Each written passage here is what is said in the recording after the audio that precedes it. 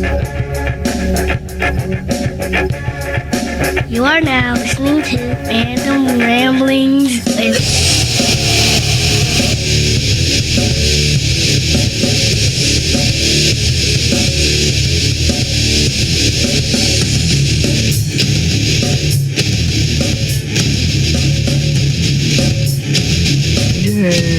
Yay! Yeah! What up, everybody? This your boy B-Rob, and I'm back with another edition of the Random Ramblings with Rob podcast. First and foremost, I'd like to thank you, the listener, for coming back each and every week, or however you listen to podcasts. If you're a first-time listener, I appreciate you for giving my show a try. And whoever recommended you to me, if you're in that vicinity, go ahead and give them that crisp high five. And I know I've been saying that a lot, throughout the show intro and whatnot, about the crisp high five or whatever. A lot of you may know where it comes from, and a lot of you may not know where it comes from. So I'm gonna go ahead and hip you to some game right now. I love Deadpool. Then they made the movie with Ryan Reynolds and everything, and I love Deadpool even more. I mean, I wasn't super into the comics. I knew from snippets and clippets and whatever I got a hold of at the time, but the movies really done it for me. Ryan Reynolds was tailor-made to be motherfucking Deadpool on my TV screen and my movie screen. And that scene in the cab with him and Darpinder or whatever, the freaking Indian guy, he told him he didn't have no money for him, so he would give him a crisp high five. And that just tickled me to no end. So I've been saying it ever since then. Probably a little bit longer, but yeah. So that's where the crisp high five comes from. Yeah, it's copyright infringement. Fuck it. It's my shit now. I'm using it. So kiss my ass. So give that motherfucker a crisp high five that recommended you to me. And if you're not in their vicinity, use your social media app of choice, whether it be Facebook, Instagram, Twitter, or whatever have you. And tell them thank you for recommending you to me. Now, we all know that your boy B-Rob is a fan of professional wrestling.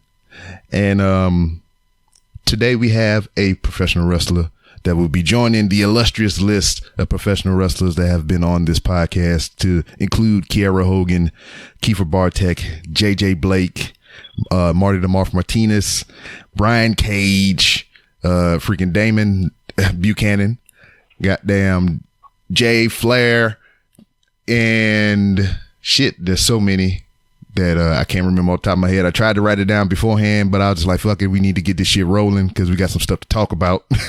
So if I left you out, I do sincerely apologize. But if you want to see the guest list of everybody that's been on the show from the beginning to the end, you can go to randomrobcast.com and hit the guest tab, and you can see pictures of everybody and have links to the episode that you heard, all the interviews and all that other cool shit.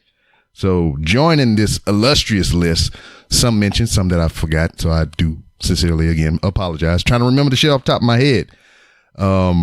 One man that has garnered some hate and disdain on the internet as of late. And we're going to discuss a little bit about that.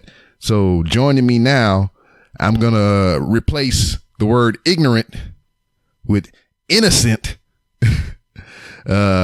Shiloh Greaves. How are you, sir? Oh, man, it's been one hell of a week. I've had better days, but better days are definitely ahead. So I'm doing okay, my man. How are you? Man, hanging in there. I'm in the same boat, but not as big as yours, as we discussed a little bit ago. Yeah, but oh, man. Yeah, you garnered I'm doing the air quotes, a lot of heat as of late. For those who don't know, there's been this thing popping off on the internet to where people been going into grocery stores and grabbing food items and defiling them and putting them back on the shelves to unaware customers for purchase. So I think what really popped it off was the young lady that licked the blueberry ice cream and put it back, and there was like a slew of others to follow. But in this particular instance, I guess we could say yours was the genesis, maybe, because from what I understand, your portion of it was filmed over a year ago before this happened, maybe, right? Yes, it was about 7-8 months ago when the promo was filmed, and the thing was, when I did this promo, it was supposed to be gross. It was supposed to be nasty. It was supposed to make you turn away from the screen. And also, most it was supposed to be stupid. Yeah. And the thing, like, stupid to the point where I did not think people would actually go out and replicate it. And I do not think, I would actually humbly disagree that it would be the genesis, because this video plateaued at about 650 views, and it stayed there. Mm-hmm. It stayed there for such a long time, and literally there was not one new view on that video until this whole thing blew up. Yeah. So, you know, what I'm thinking is it was some sort of personal attack. Somebody had to have gone on my page, scroll to the very, because that was the very first video of my web series. So somebody had to have scrolled to the very bottom of my page, pulled that video up, and been like, bingo, I got him, you know? Yeah. So, yeah, it's pretty crazy how that kind of stuff works and how social media can take a 360 on you like that. Yeah. Now we'll talk about everything leading up to that point, but like you, sir, are a professional wrestler. I believe you've been doing it for 12, 13 years, maybe? Yes, I joined the business in 2007. Word. 2007.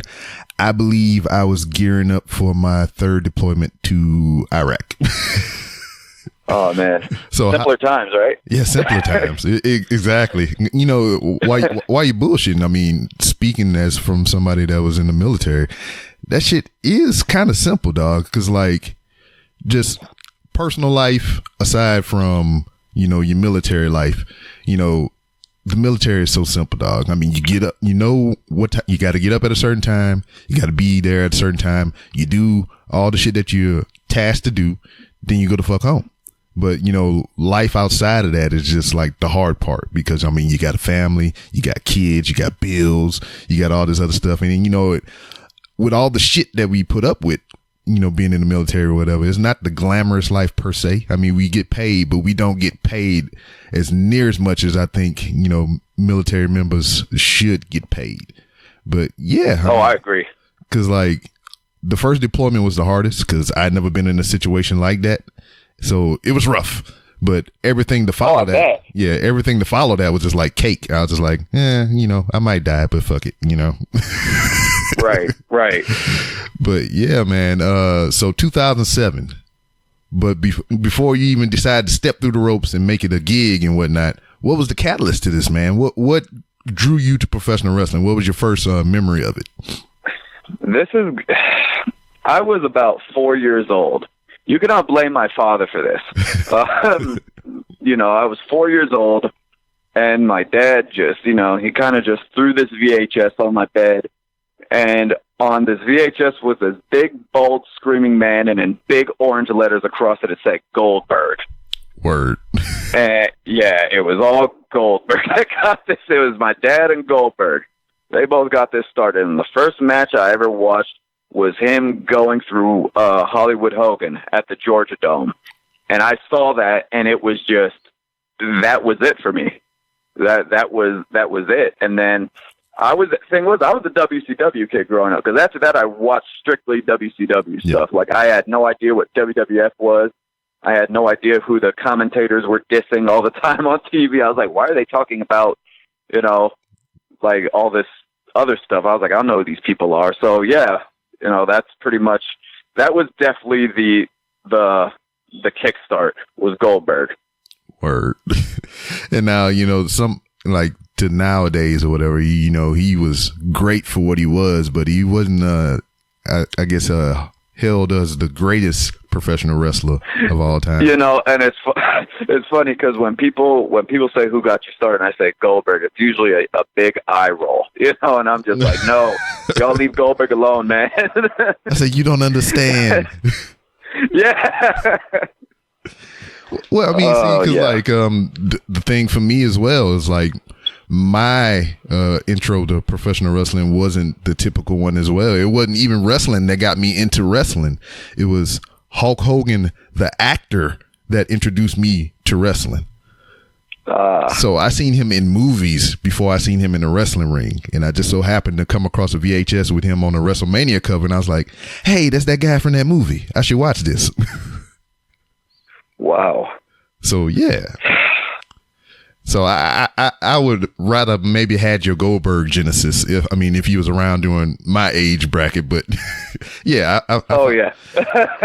Yeah. So I found from a I'm doing air quotes again, actor. Right.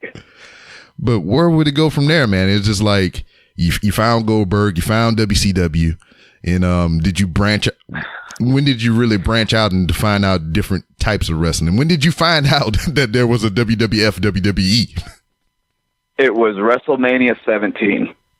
Literally the week WCW died. Yeah, it was WrestleMania 17, and my dad, once again, he recorded it on VHS, and I saw Jericho and Regal open. I thought they did an amazing job, but the once and for all that did it for me was that TLC match. Word. Definitely the TLC match. After that, I was like, I have to jump off of a ladder in front of a lot of people somewhere. and later that year, and this is actually a little ironic, my dad took me to my very first show, and it was in Bakersfield, and this was the SmackDown where, sure enough, Stone Cold and Booker T brawled in the grocery store. Word. Yeah. No, that's a fucking classic, man. It's just like, I'll never forget that. It's like, price check on Jackass. Yeah. But man, it's just like, at that time, I never seen nothing that crazy, that silly, man. It was just like, who would let them go in their grocery store and fuck shit up like that? That's what I'm saying. But like, so you got the itch, you got the inkling, you wanted to jump off ladders in front of many people or whatever. So where did you go to facilitate this need to entertain? I would have been about 7 at that time. So, I teased the thought of it, but once I was 13, I was positive. At that point. I was just like, nah, this is it. This is what I'm doing. I don't care what anyone says. So, and I remember my dad straight up told me, nah, you can't do that. He was just like, no, you just straight up just shut down the entire dream. I was like, okay, well, I'll go fuck myself. So I went to my mom, and my mother and I, my mother has always been my rock, my always supporting foundation, but we always had a rather distant relationship. So when I had started living with her, I was alone a lot of the time due to her work schedule. God bless her, because she does so much to support our family. Mm-hmm. So I was isolated from her a lot. So she wanted me to stay out of trouble because I was starting to get in trouble, since my dad had moved out of state and everything was starting to, I was starting to lash out a bit. My dad was a very disciplinarian guy. Yeah. It was no nonsense, no back talk. He'll cuss you and your kids out too. He was that type of guy. Yeah. So when he left, I think I began to be a little bit of a loose cannon, like I could finally be a kid. Yeah. But because I'd been subdued for so long, but my mom, she started seeing the writing on the wall and she wanted me to get into some extracurricular activities. I didn't want to do football. I didn't want to join the chess club. I kept telling her, I was like, Mom, I want to be a professional wrestler. She's like, okay, fine. She finally gives in, and we start searching up wrestling schools in the area. And finally, I found a wrestling school local here in the San Fernando Valley, ran by a man named the Equalizer, Rick Drayson. He was a wrestler back in the 60s. He was trained by Mae Young. He had his time in the sun. He did a lot of work with like Gold's Gym and at the Venice Muscle Beach and stuff like that. Yeah. So, he was well known, and I got there, and it was just the moment I stepped in, it was the one time I felt like I belonged somewhere. Word. And it was like I had finally found my groove. And while I was training there, I met a man by the name of Reno Anawai, who wrestles as the Black Pearl. He is a member of the Samoan wrestling family. Mm-hmm. And he would bring Kishi there too a lot with him. And that was how I met them. And eventually, after it took me about 2 years before I even saw a crowd. Now it's crazy how these schools just pump out students like they're freaking babies, like they're just pumping them out like left and right. Back then, you had to really like I feel like such an old man, but you really had to like earn your spot. Yeah. And it was really crazy, like how much work I had. And I was just wondering, I was like, man, I'm ready for shows. No, I wasn't. I really wasn't. And the thing, I like that they protected me the way they did, because I would have went out and made an ass of myself. Yeah. So eventually Kishi and Reno ended up starting their own school in Burbank, the Knox Pro Academy. And that was when I officially went under their wing. The school was ran by them, Gangrel, Orlando Jordan, and yeah, from there I was off to the races. Man, Orlando Jordan, man, that a name I ain't heard in a good while. Whatever. What was that like under his tutelage? Do not let the gimmick fool you, people. Yeah. That man was a monster when it came to training. Oh my God. That guy would have you huffing, wheezing, shitting on yourself, and he would just be so calm about it. He'd be like, it's okay. It's okay, guy. Like, you'd be like, it was crazy. But oh my God, he really like pushed us to our max. All of them did. And the thing was, all of them brought something different to the table. It was really good being under all four of them. But Orlando ended up getting signed to TNA, so he ended up leaving the academy after that. So yeah, from that point on, I was under the tutelage of Gangrel, Rikishi, and Black Pearl at that point.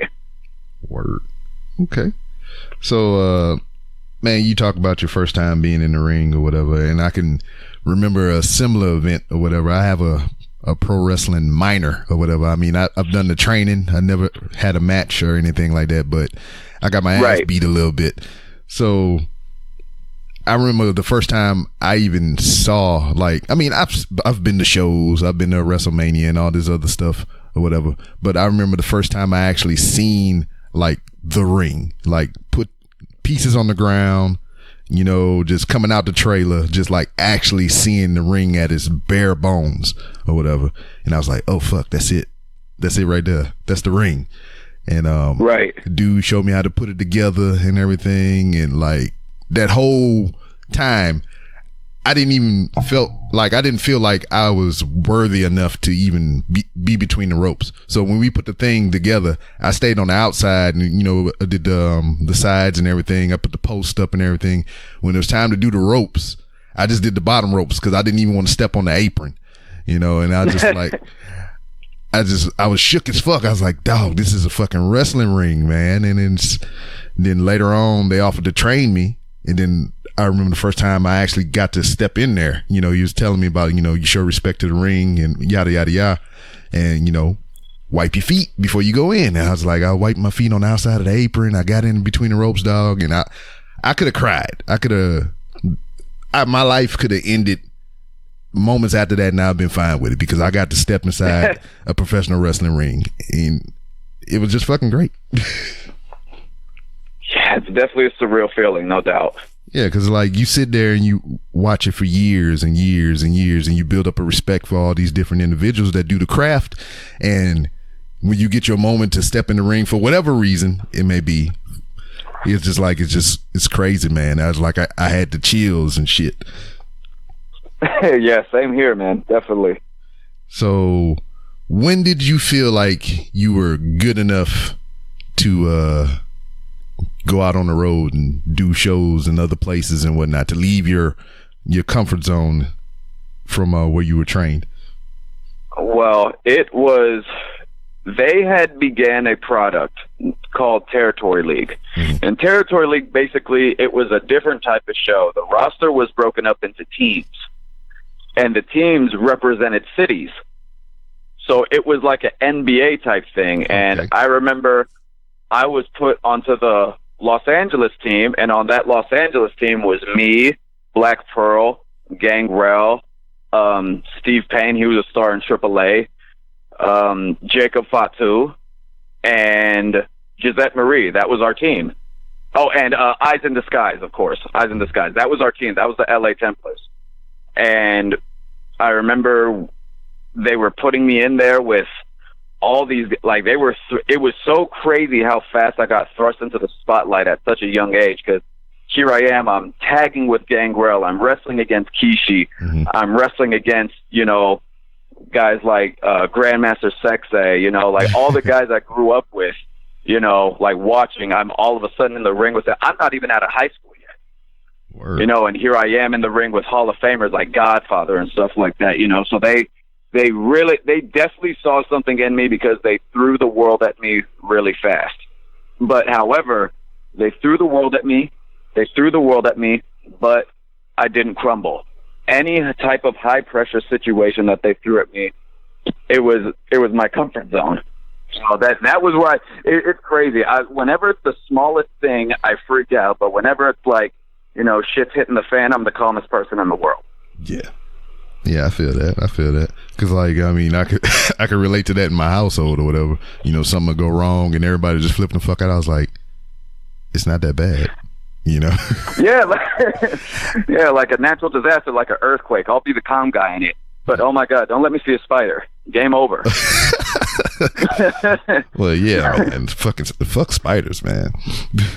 Definitely. Yeah. Motherfuckers go to war and see some crazy shit or whatever, but let a motherfucking little bit ass spider come around this bitch. I'm burning the house down. Yeah, definitely. But yeah, man, so pretty much like my confidence had developed, you know, after, you know, doing all this stuff. And I remember they really wanted to protect me. And I believe that was where I began to knock heads with them. They didn't want me really going out like that. They didn't want me working other places because, you know, the indie scene can be a very devious and dark place. Yeah. And I got that. However, I think that there was a point, like, now I'm 7 years in, I haven't worked anywhere else besides, like, I wanted to prove myself. Because for years, everyone was saying, oh, you can't do it without them. You can't, like, when it comes to, this was all for vindication, self-vindication, and, you know, to prove myself to the world. You know, they were not happy with what I did, you know, because I ended up leaving the academy because I wanted to go out there, and there was just like that big why, you know, you have all the connections here that you need. Mm-hmm. And I was like, I get that, but it's like, this is for me. I need to prove this to myself because I was always looked at as, you know, I was never looked at as Shiloh Greaves. I was always looked at as Kishi and Reno's kid. Yeah. You know, and I was, you know, like, not that was a bad title to have. That wasn't a bad title to have at all. It's just like, it's a pride matter for me. Yeah. You know, my dad, he got famous being a singer, and he did that shit with no references. He did that shit all on his own. You know, he came out with the song Take a Letter Maria. It was a #2 song in the country in 1969. My dad is also a nephew of Sam Cooke. Word. So, yeah, so this right here, like this bloodline right here, like when it comes to the entertainment industry, it goes back very, very far. Word. Yeah, and I can respect that or whatever. It's just like, I don't know, you don't want a motherfucker to baby you or whatever, right? Because, like, you know, I got kids and everything, and it's just like, I am trying to look out for them and keep them from making mistakes and everything because I have made mistakes. But at the same time, if they don't make the mistakes or, you know, try something on their own, you know, they won't grow and they won't be able to, you know, figure things out for themselves and whatnot. So I can relate to that in that aspect or whatnot. So, I mean, you're out here, you leave the school. I mean, how does that go starting out? Here's the thing. My biggest mistake when I hit the indies was I thought people were going to care about the accomplishments I made with them. Mm-hmm. That was my number one mistake. I thought I was going to hit the indies like, oh, man, it's that Shiloh Greaves kid, you know, like when he was 16, he was the big dude, you know, but it wasn't like that. I was getting work, but it was not like, you know, I was going in there, I was helping out, I was basically doing everything that the indie wrestler's supposed to do. Asked to help set up, asked to help tear down, you know, all that stuff. I was going on these shows, And I'm not going to say I was burning the house, but like I was putting on, period. Mm-hmm. I was definitely putting on, and I was doing more than enough to get noticed. But the thing was, I don't know if it was my look people didn't like, because, you know, I've always wrestled in street clothes. I've always, so, you know, I always had that sort of trash bag wrestler type of look to me. Yeah. That I was also very small. That played a part too, most likely. And, you know, also I was myself. You know, what you saw was what you got, you know, and I think being yourself in the wrestling industry is such an industry where it's like, keep your mouth shut, keep your head down. Everyone's so afraid of each other. Yeah. Me, I don't care about none of that shit. Like, and I think just coming up around the Samoans has really made me just like immune to the bullshit in the industry, because they taught me like, yo, I could see that coming from 1,000 miles away. You know, I can tell when someone's trying to work me. I could tell when someone's, you know, being genuine, being fake, you know, because, yeah, you can't bullshit a bullshitter. Yeah. So, but the thing was, I ended up, long story short, I was struggling to get noticed on the Los Angeles scene. And, you know, I was just knocking on doors. I kept knocking on the doors. Opportunity wasn't answered. Like, I was sending my resume. I was sending everything out. My messages were left on red all the time. I was helping to set up. Nobody cared about that. I would tear down. Nobody cared about that. You know, so eventually I was like, all right, I'm not about to keep knocking on these doors and having nobody answer. So I ended up, this would have been April of 2016. That was my first time going out to the Midwest with Sam Knight. Because Sam Knight's also an LA kid. Yeah. And he really, you know, he trained with me at Knox, and he really saw me struggling, and he saw what I was going through. And he really brought me in and took me, just took me into his home. Yeah. You know, I didn't have shit.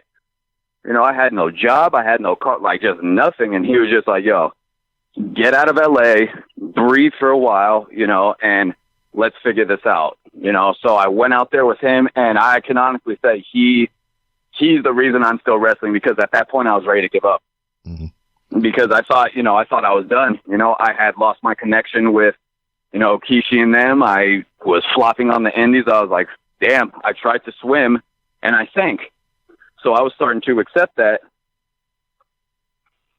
And he was like, you getting emotional over there. Is you crying and shit? Yeah, no. I joked on a piece of ice.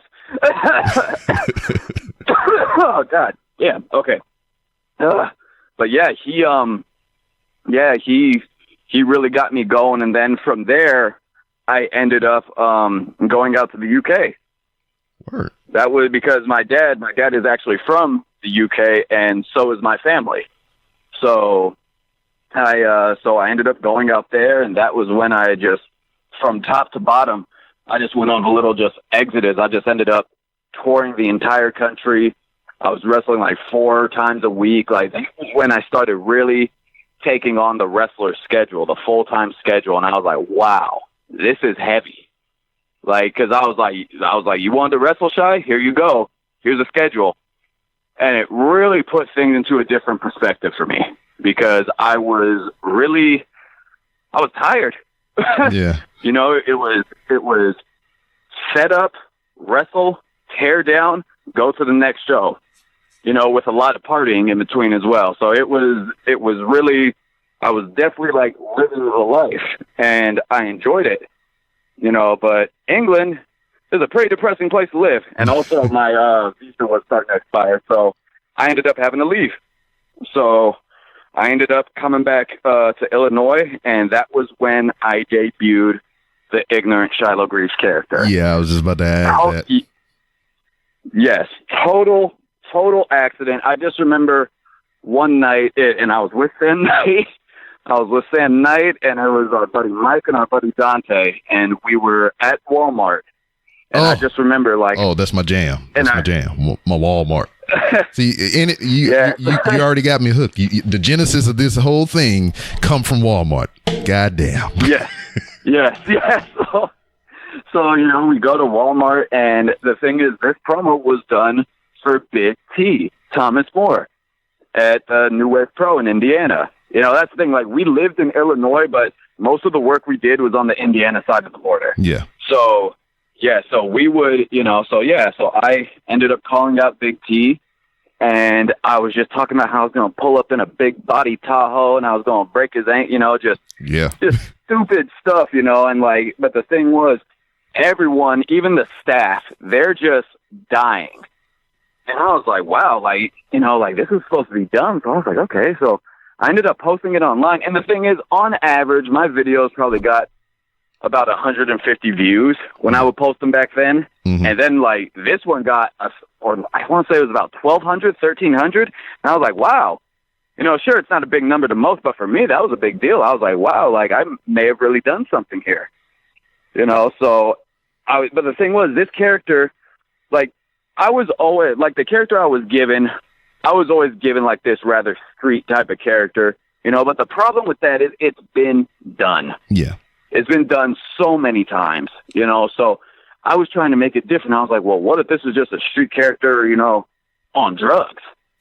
So I was like, I'm like, okay, like just super extra out, straight, like, and the thing is, this character, like, I'm basing this off of people I grew up around, like, people, like, I know, like, this all has, like, personal meaning to me, so yeah. So I was like, okay, so here I got this street character, I'm having fun with it, fine, let's up the ante, let's just make it a full-blown bum. Word. Just a full-blown, just, like, homeless Skid Row. So I would go to these areas, and the thing was, what started this character was when I was stranded at the Chicago train station for a night, and I was forced to sleep in the snow. The police kicked me out, and they forced me to sleep in the snow. And I think that was one of the angriest moments of my life. And I was like, you know what? I'm about to snap. I'm about to just snap, and that's what led to the Big T promo ultimately. And yeah, so from there, I just started making more videos, but then the injury bug came in. I started having issue with my meniscus when I was in England the second time, and when I was there, the medic, I finally was on a show that had a medic. It was at Fight Factory, and the medic there told me, hey, take it easy, man. Like you're playing with fire now. Like, do you want to keep doing this? And I was like, okay, fine.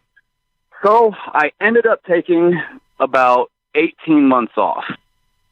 So it was a long, long time that I took off. I did little matches here and there, but it was definitely against doctor's orders. And every match that I had in that time period, I was not proud of because my cardio was low. Sometimes my knee felt great. Other nights, you know, it started, you know, that hot feeling started coming to the knee. So I was like, okay, you know, like, so finally once I started, I was at work one night. I started working graveyard shifts. I was a security guard, and I remember and this is a huge apartment building with so many places to run around at.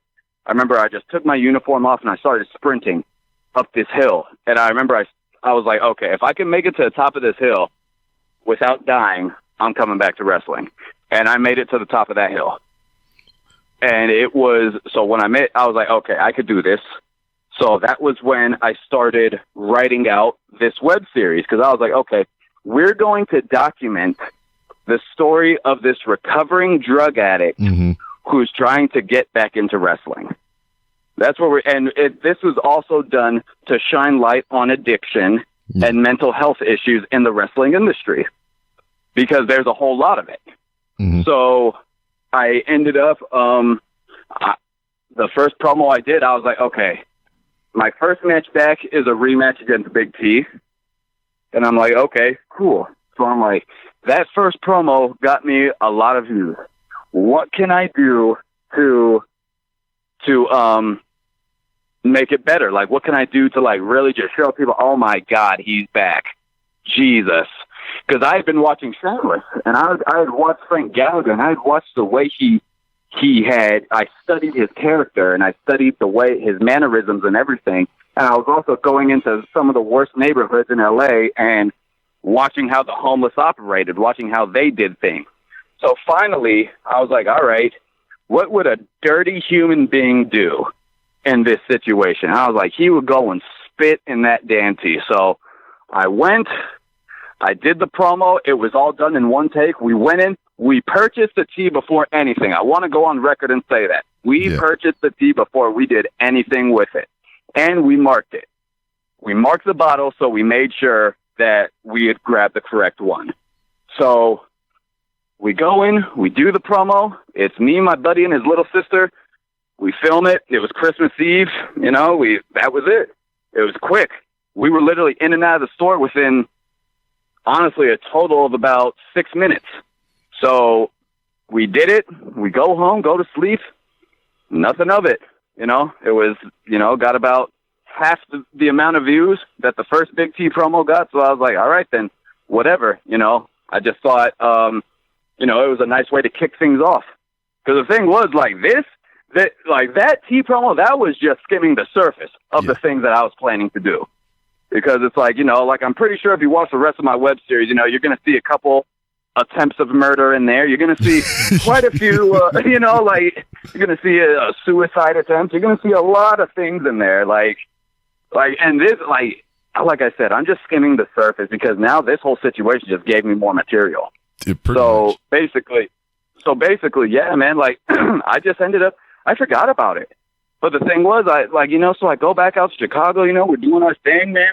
Me and Sam Knight are tagging now because Sam Knight, you know, he has like the Christian gimmick, you know, so he's the guy by everybody. Mm-hmm. He's the guy, you know, he's always doing the right thing. And this guy comes to his house, this old friend of his, and it's just such a contrast in the character. And it was the perfect definition of opposites attracting. And, yeah, we had a lot lot of fun. Now, you know, I couldn't have asked for a better co-star, honestly. Not to cut you off or whatever, but like, I was going through some of the videos prior to us talking and whatnot, and just hearing you, you know, talk about the setup and how it came to be, and you actually writing down the material and whatnot.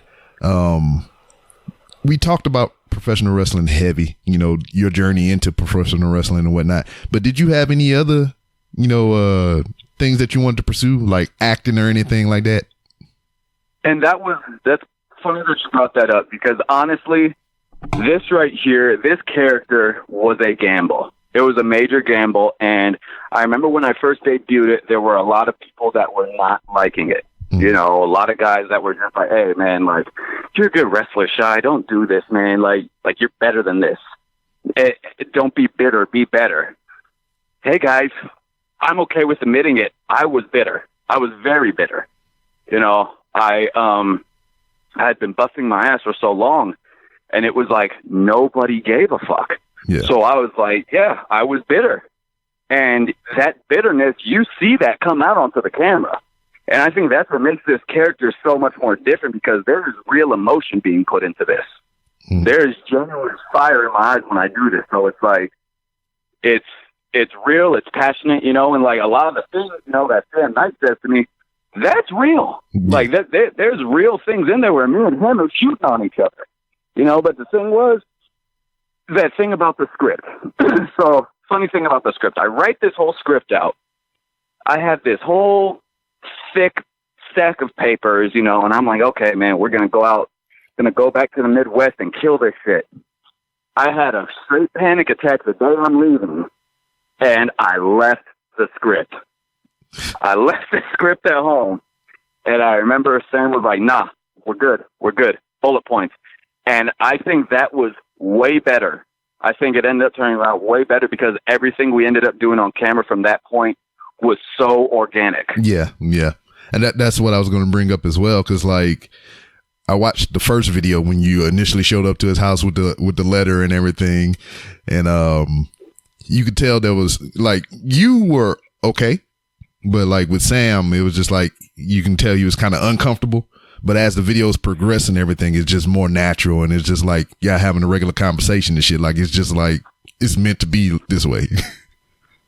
The uncomfort that you saw out of Sam was him trying not to laugh, because there's quite a few times where we're breaking. like there was definitely a few times where we broke, and you could see it. Like, but you know, so like it's funny, you know, like it's like, and eventually, like we were just like, fuck, man, let's just have fun with this, man. Like who cares?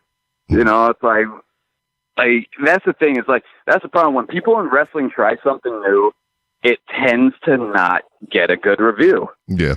You know, like when Brian Pillman pulled that gun out on Steve Austin, Oh yeah. that was something new. And guess what? They both got buried for it. Mm-hmm. Yeah. The wrestling world dragged them through the dirt. Are you kidding? Oh my God. They got dragged to the and there's been way worse. Yeah. There's been way worse since that's happened. So, you know, and that was the thing, and I think that was the difference between that 90s and early 2000s period from now, was those guys were more willing to take risks. Mm-hmm. Now it's turned into a big gymnastics competition. These guys throw on their trunks, they put their little white tape on and they kick pads, and they go out there and, you know, do their flips. You know, not saying that shit ain't cool, Yeah. but, you know, eventually it's like, all right, but like, what's your purpose here? I get it, but like, what? Like, why are you here? Who are you? You know, it's like, cool, you're a great athlete, but it's like, I'm a character-driven guy. Yeah. I'm taking the character over the wrestler. Mm-hmm. You know, so yeah, that was something that I was always like heavily taught. Characters will always do better. Yeah, that is true. And did you use any characters as a reference pertains to professional wrestling? What was that? Like, did you use any characters within professional wrestling as kind of like to kind of pull things from and whatnot to kind of like help you hone your character? This was a combination of very early Stone Cold and the Harlem Heat. I tried to combine them, so you get this light skin clusterfuck that ends up being me. Clusterfuck. Oh yeah, that's the shirt, dog. Light skin clusterfuck. Yeah, definitely.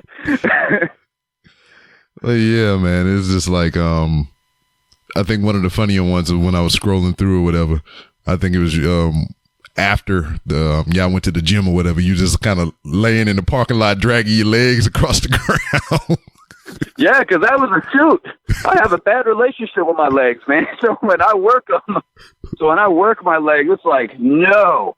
And Sam, he just got these big tree trunks of legs, and here I am, and I'm like, bro, I can't squat that much.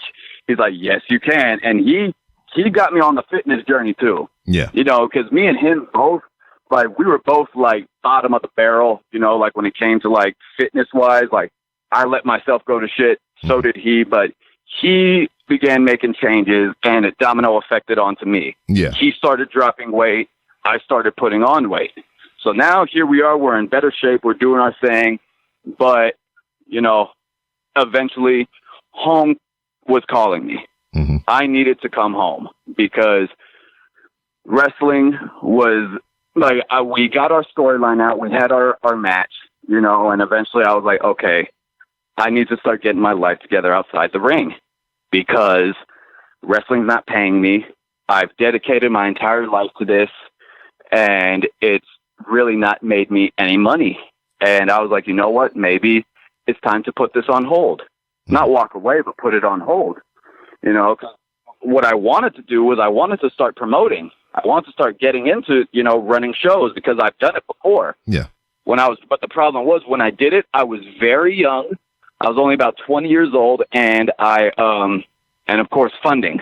Yeah. Funding came through because running a show in LA is about as easy as selling a used condom. So I ended up just saying, you know what, take a step back, wrestling's not going anywhere. But the thing was, it was starting to boom. Yeah. Wrestling is starting to boom right now. So it's like, it was very hard for me to walk away right as I was getting hot, right in the middle of a boom. But I'm like, I need to survive out here. So I came back to LA. I started laying low. I went back to work. And, just all of a sudden, this just blew up in my face. Yeah. So, what was that, I guess, the day or even the morning of for you when you see yourself on TV and with these allegations and all these other reports and whatnot of the incident?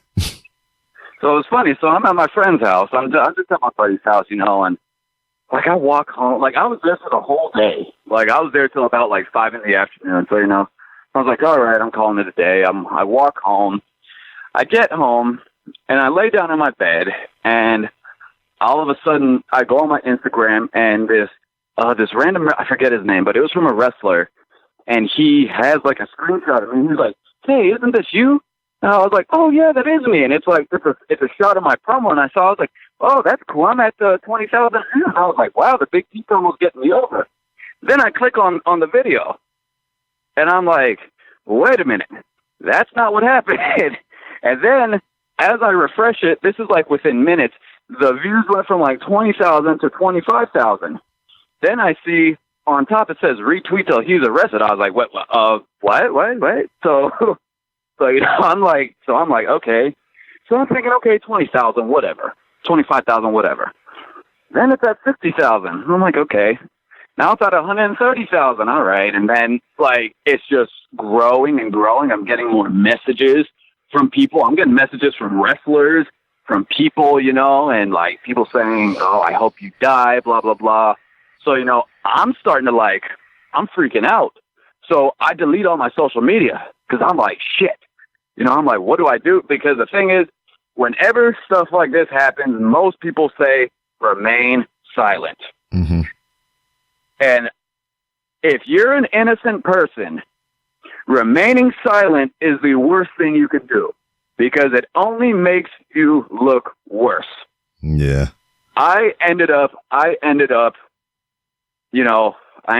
making myself look worse. Like he deactivated his social media. He's running, blah, blah, blah. So I was thinking it was going to just blow over, but like it kept piling and piling. Now I'm into the hundreds of thousands of views. Now I'm reaching 1 million. I'm like, okay, I have to say something about this. So I ended up writing my statement out. It was very heartfelt, and it was genuine. So I ended up writing it out, and yeah, that kind of was very irrelevant because nobody cared. People literally read right past it and left their comment. Like it was like talking to a gigantic brick wall. And these people, oh man, the threats, they were racist. They were like, then I was on World Star. I have my old roommate text me, dude, you're on fucking World Star. And I'm like, dude, stop lying. Like I was free. Then they started blasting my address out because they could just go on Google and find anyone's info. That's fucking scary. Yeah. Shit. That's some scary shit. And so now I'm over here like, damn, okay. I'm freaking out. The main thing, I was kind of liking the heat that I was getting. I'm not going to lie. I was kind of liking it. It was when you bring the police into it and you try to get my freedom taken. That's when I was like, all right, that's when I knew it had gotten too far. So I ended up writing my statement out. And I knew the police were coming, like my family, they didn't think they were. They were like, you didn't commit a crime. I was like, they're going to come. They're going to come. Sure enough, I'm at work, and my sister calls me, and she's like, the fucking cops are here. And I'm just like, great, So they ended up leaving. I came home, talked to my family and all that, and went to sleep. Next morning, cops are at my door again. And they, as soon as I opened the door, they were pretty much like, damn, you look like you had a rough week. Like they were, yeah, like, cause I hadn't slept, I hadn't eaten, like they're blasting my address out here. I'm out here trying to protect my family. I'm the youngest one, but still it's like, I feel like I got them into this, I'm about to keep them out of it as well.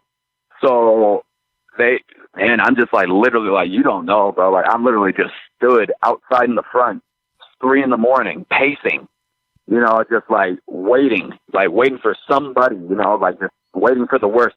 Eventually, like I became accepting of it. Yeah. Because I was like, I predicted that the cops were going to come, so I know hostile people are going to come too eventually.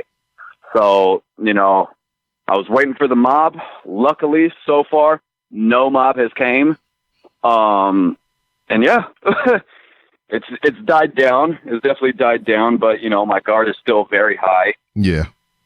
Well, I mean, so I think Go on. Yeah, I think what a lot of it is just like it's been debunked enough to where like there's enough people like, hey man, this was part of this, and it's not a part of that, if you know what I'm saying. Because you had a clip on your freaking Instagram of a dude doing a report of it was telling everybody that, hey, this was a part of a wrestling skit and so on and so forth. Yeah, that was J.B. Gunner, and he was like the only person on the media. I'll tell you right now, like when I watched that video, I think it was probably like combined with like not sleeping for 3 days and like my brain was on fire at that point. Mm-hmm. I broke down watching that because finally somebody put the effort in to help me. Like that helped the police investigation.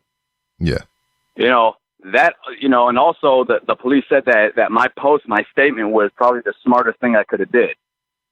And that's what I say to anyone that lands themselves in some sort of accidental scandal. If you're innocent, if you're really innocent and you're truly like genuinely innocent, don't be silent. You fight that shit, because these people want you to crumble. They want you to kill yourself. It's crazy. I saw the ugliest possible side to humanity this week, honestly. Word. Now, and I don't know what was worse. I don't know what was worse. The side of humanity that ended up, shitting on me and dragging me through like the lynch mob mentality, or the side of afterwards where all my like friends from high school, from middle school, all of a sudden, what's up, man? What's up, superstar? It's like, yeah. I don't know which was uglier to me. Yeah. Like people I haven't talked to since 2010, just hitting me up, like talking about, get an attorney. I'll hook you up with an attorney. If you get money, give me a cut. Fuck you. Well, like, fuck you. Haven't talked to you since 9th grade. Yeah. Now, me looking at it, like before I got in contact with whoever and they got us together to do this interview or whatever, me seeing it, right, I knew something was up with it. It's like, it didn't seem like the Bluebell shit to me. It was just like something is off about this, because I didn't see the whole thing. I only saw the clip that was presented, making you look guilty and shit. But just from what I saw, it didn't seem right to me. It's just like something is up with this. It's just like the other one that's going around too with the Listerine one or whatnot, where the motherfucker just grabbed the Listerine off the shit, gargle it, and spit it back in the bottle. I was like, first of all, who the fuck opened a Listerine bottle like that? Because I have a Listerine bottle under my sink right now, and to open that thing is a chore. I'm fucking biting the plastic off of this bitch. I'm trying to peel the thing off and get the ring right, and then you got to daggone reach down and squeeze the bottom and twist it. That was gimmicked. That was rigged. So yeah, they make you work for that, definitely. Yeah. So something like that, I was like, something was off about that. That was somebody clout chasing, pretty much, with the Listerine shit. Yes. And then when I looked at your video, I was just like, something's up with that. That doesn't seem like somebody trying to do something malicious to me.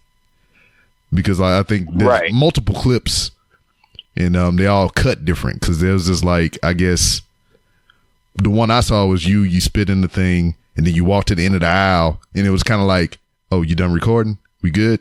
Or whatever. Something like that. Yes. He just stays there. Yeah, that's the one I saw. So that's what made me think that, like, this is fake, Right. So, but we kind of, it's kind of dying down and everything. The heat from the situation and whatnot. Now that you're kind of cleared and everything, you got shit straight with the police and whatnot. You got people stepping up and coming to bat for you. What's next after this, man? Honestly, I had to sleep. I honestly had to sleep because my mind was not in a good place. I'm not an angry guy. Yeah. I'm seriously not, despite the character I play on camera. I'm really not an angry guy, and anyone that truly knows me will tell you that. However, anyone that truly knows me will also tell you when I do get angry, it's fucking war. So it's like, now I was extremely angry. I was 3 days without sleep, and that was when I dropped that little shoot on everybody, because there was people out here in the local wrestling scene that were like, legitimately leading the charge against me. And these are people who, like, I remember when all these people started. I remember, like, when they were, like, doing their front rolls and shit like that. I remember when they were having their first matches. And it was just mind-boggling because I was like, wow, like, I really shook y'all hands. Like, I really, like, talked to y'all. Like, I thought, like, we were cool. You know, and that's why I had said I really found out and that's probably the biggest blessing in this industry, or that came out of this, was I really found out who was real and fake. Yeah. Like, that right there straight exposed everyone in my book. You know, like, people are calling me scum. People are, you know, saying, you know, I don't have talent. And it's just like, okay, I'm still more fucking viewed than you, bitch. You know, so that's how I see it. You know, anyone in SoCal or wrestling or Las Vegas wrestling scene, I even called out the open fade, like the shoot fade. Like, I was like, dude, if anyone wants to get in the ring and catch my fucking fade and make some money off this, we can do that. Everyone was silent. Didn't nobody say nothing. Yeah. Because that's the thing. Like, now y'all brought out the street side in me. And that's the side that I try to keep compressed. Because that side is just, it's not necessarily dangerous, but it's fucking petty. It's very fucking petty. You know, so I was just, like I said, like, I was on, you know, a warpath, you know, because that's the thing. Everybody wants to play tough guy until somebody offers the knuckle. Yeah. You know, so it's like, yeah, it's just like there's so many guys that claim to be shoot fighters out here. Okay, let's have us a shoot fight. But nobody wanted to do that shit. You know, and it's probably because a lot of the guys that hated on me were top guys in a lot of places. That was probably the one thing I really took. Every dude that hated on me was a top guy somewhere. And if this was WWE, the way that they got at me, Vince would have pushed me because of that. Because that's how Vince used to operate. Yeah. If any of the top guys were hating on somebody, Vince would push that guy because they saw them as a threat. Word. Now, that's how shit used to work. Now, what was funny to me, made a post 3 days ago. It was just you and your man in the car or whatever. You try to take the steering wheel and shit. Oh, yeah. That was because we had a match coming up. Me and him had a match coming up, and I was trying to avoid the match, so I was trying to kill us both before the match happened. He smacked the shit out of you, man. Yeah, that shit made my ear ring. Yeah, and then you knocked the mirror down and shit too, right? Oh, yeah, we had to super glue it at the gym. We went to the gym, we had to super glue it back together after. God damn. So, I mean, obviously you still have a strong bond with you and Sam or whatever. But, like, honestly, man, I told you before we got up on the air and whatnot, you need to pursue this the skits and the show, man. Just like try to put a little more into it or whatever. I mean, I ain't telling you how to do your shit, but I would no, definitely. I would highly recommend it because, like, to me, just going through it or whatever for this, preparing for this or whatever, it was just like it tickled me. It was funny to me, right? And it was just like that dynamic that you talked about or whatever. And I can actually see the difference or whatever from when I seen the first video to, what was supposed to the up and the down that you was talking about. Like, he was bigger, you was smaller, then now you're kind of bigger and he's kind of smaller and whatnot. So yeah, man, it's just like, I like to see the journey pretty much, and I got that through these couple of videos that I seen from you and him. And I would like to see that continue on because, like, I believe it could be something good because look what being the elite done for the Young Bucks and all them. And I kind of view that in the same kind of light. Right. And that was the other thing, that was the other reason that I did this was because this right here, and this is something I would recommend all wrestlers to do. Document your journey. Give your character some more depth because the thing is, people aren't going to get emotionally invested to you just off of your match alone. It doesn't work like that. It's like your 450s and everything like that. Like, that's cool and all, but that's not going to cause emotional investment. You're going to get that wow. You're going to get that clap, but they're not going to give a fuck about you. Yeah. Like, yeah, the promoters, they get wet over. That's the problem with the wrestling industry. The wrestlers try too hard now to pop the fucking boys. That's what it turned into. They tried so hard to be like, to get the boys in the best of it. Oh, that was a cool pile driver, man. That was a cool Canadian destroyer. But it's like, never once do the wrestlers ask what the fans want. And I think that's why wrestling is in the shape that it's in now, because the fans have been neglected for so long. Mm-hmm. You know, like I said, it turned into a big gymnastics competition. Word. Now, with the success of being the Elite and AEW and MLW starting to come up and all these other different promotions or whatnot, if you had your way to kind of work your character into any one of those places and whatnot, where would you like to have Shiloh pop up? I would love to have Shiloh at AEW. Mm-hmm. I think AEW, because they are leading a revolution, and I believe I'm leading one too, and I believe it would be a perfect just match right there. I think that the culture of the company, I think I would fit in with the culture of the company. They're all about trying new things. I'm all about trying new things. I really like, I think the main thing that stood out to me was how they're about to give their wrestlers health insurance. Yeah. That was so big to me. Word. That was so big to me. And I think, you know, God bless them, what they're doing. You know, that's the thing is, you know, I don't know how good or bad this was for me, but yeah, no, I'm on, when it comes to the major companies, I'm on everybody's head right now. Like, I'm coming after everybody right now. So, you know, whoever wants this issue, shit, let's do it, man. I got you.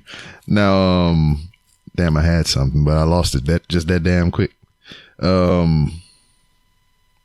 Social media. Final thoughts on that? Social media, let's be better, guys. You know, like I appreciate the people that gave me hate mail but came back and apologized, because honestly, I think that takes a very big person to admit that they were wrong. Yeah.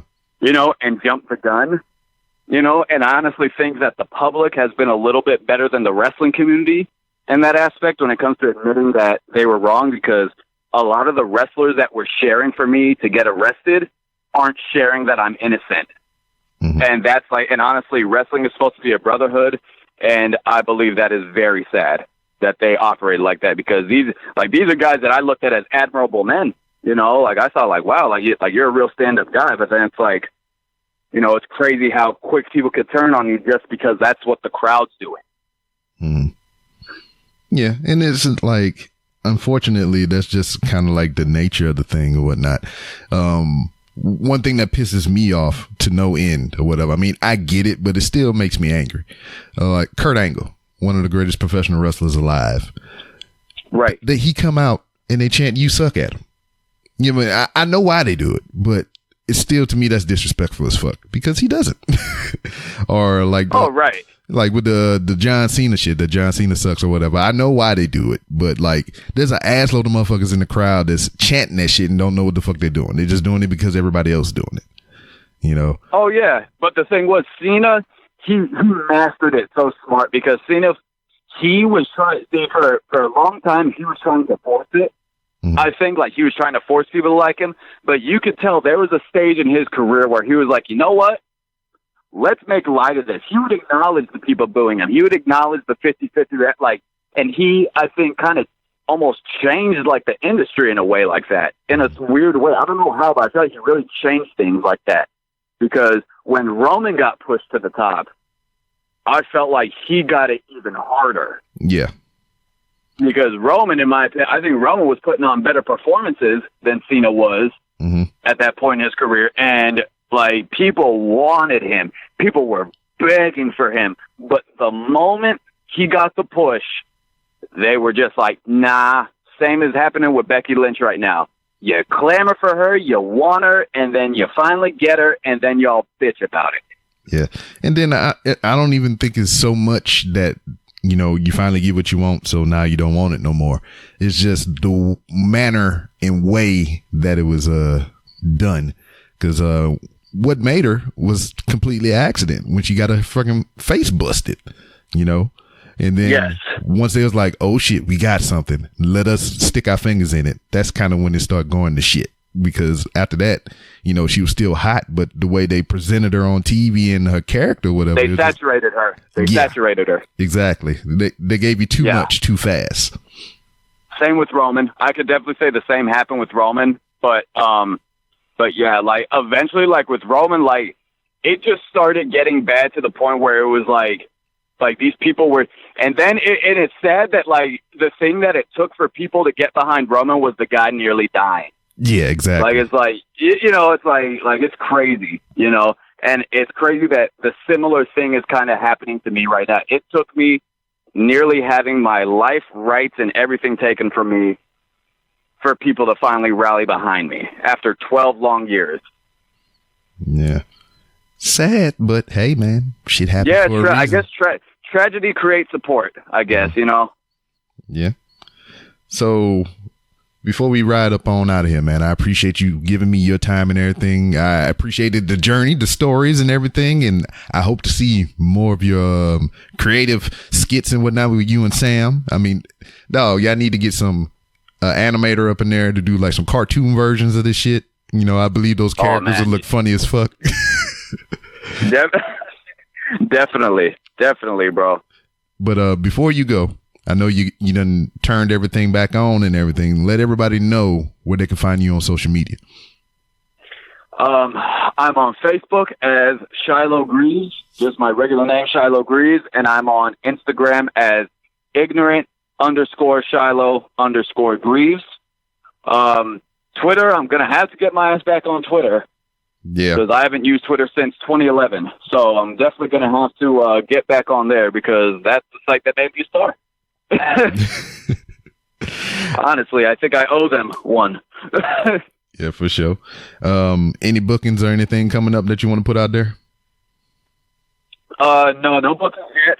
Nothing has been announced yet. There's been a lot of requests, but they're for later in the year, and I don't know where I'm going to go after this because I'm thinking about leaving the country again, going back to the UK, thinking about heading back out to Chicago and linking up with Sam again. Like they're so like, you know, I'm also considering heading out to Atlanta, you know, trying to, join AR Fox's school, something like that, you know, get under somebody else's wing. There's so many directions to go right now. And like right now it's like one of those, like, what's next? I'm in the same boat as you. What's next? Mm-hmm. So, yeah, I really don't know, man, but I'm just riding the wave, and I'm just going to try and have as much fun with this as I possibly can, try and turn this negative to a positive.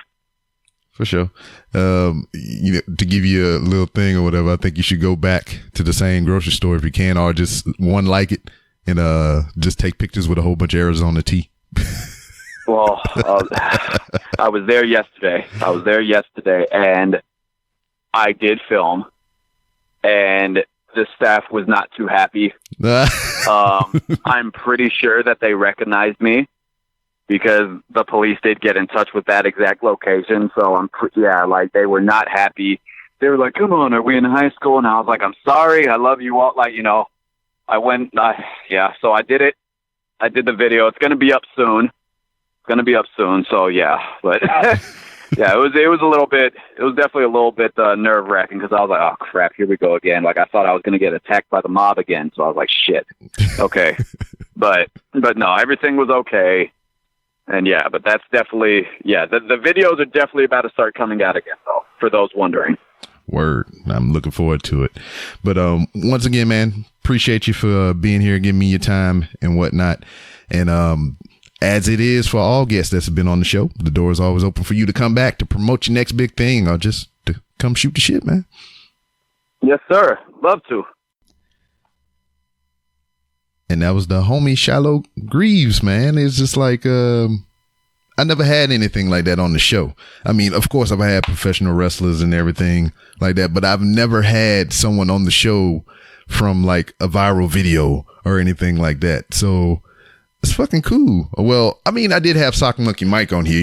He had his face for a couple seconds on Raw. I think it was the first time Braun Strowman put somebody through the LED boards on the stage and everything. I forgot who that was. He did that too. But yeah, they got a good 5 to 6 second face shot reaction of Sock Monkey Mike or whatever. Shout out to Sock Monkey Mike and everything. doing his thing over where he do his things at.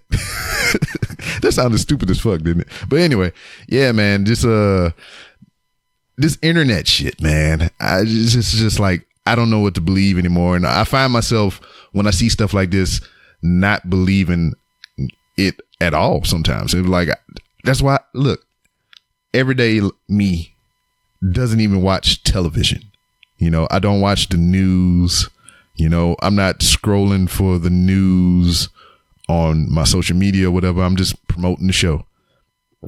So, you know, I am ignorant to a lot of things, but the most important shit kind of finds its way to me, you know? So, I mean, I'm not completely in the dark, but I'm not as well versed in what's going on outside, you know, my little space as a lot of other people.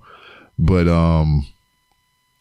the social media shit, man, is just fucking crazy. Cause like how we talked about the mouthwash thing, it just take it into account personally yourself. If you use mouthwash and, you know, buying it from the store and goddamn trying to open that shit up at home, it's a difficult task. And you mean to tell me somebody just has enough freaking just hand grip strength or whatever the fuck it may be to pop open a Listerine bottle like that with no film or sticker paper on it or whatever and just gargle and put it back? You know, it was a setup. It was gimmicked. It was like they just doing it for attention. And I don't understand why you want that type of attention.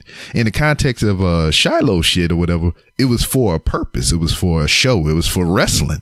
You know, he just didn't go there all willy-nilly and spit in a goddamn Arizona tea bottle just because. And I did forget to ask him what they did with it after that, because like, all right, I know that they did that skit for a show and it was bought and paid for and whatever, but what do you do with that tea after that? I mean, it's your own spit. Do you drink it or whatever? I mean, I didn't get to ask him that. But it's crazy. You know, you don't know what to believe anymore. I believe that the girl that licked the shit, that wasn't staged or whatever. I don't believe they went back in the freezer after that and pulled that ice cream out and just like, no, we're going to take this shit home or whatever. But, you know, they got the dude that was barehanding the ice cream and had his camera person barehanding the ice cream and they put that shit back without the top on it. So, you know, why would you want to do something like that? Period.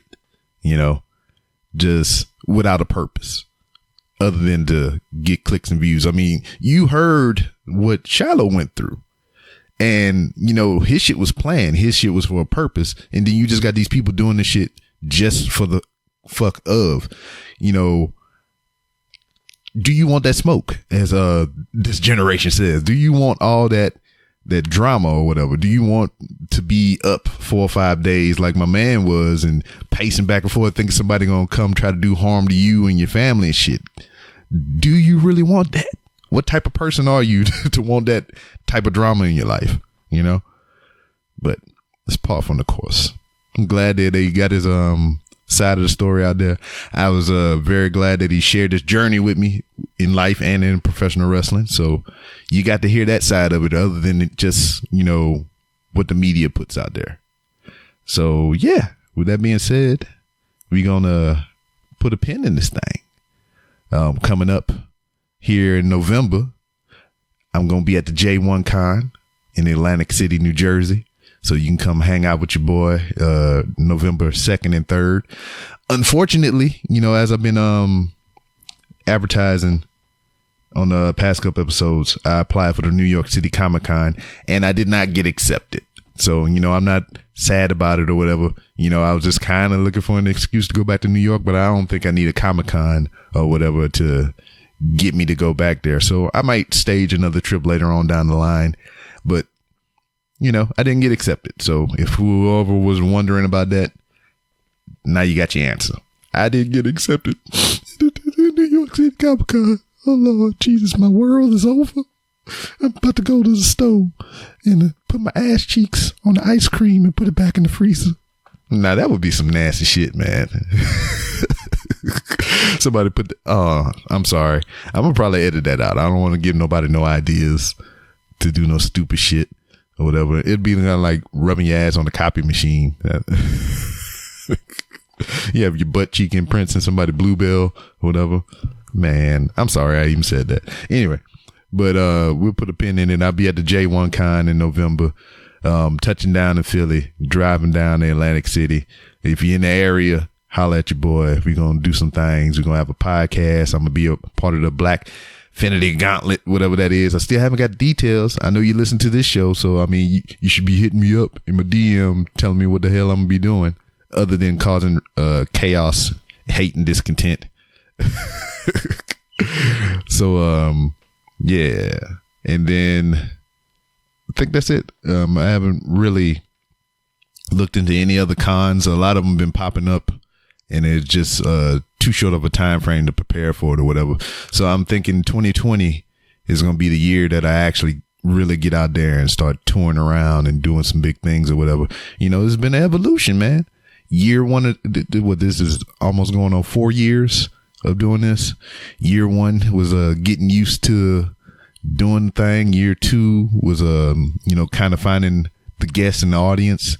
Year three has just been more of a networking thing and actually doing more live things and getting around in the world. And year four is just like, it's time to tour, baby. Get this thing on the road. It's at least just how I see it in my mind and whatnot.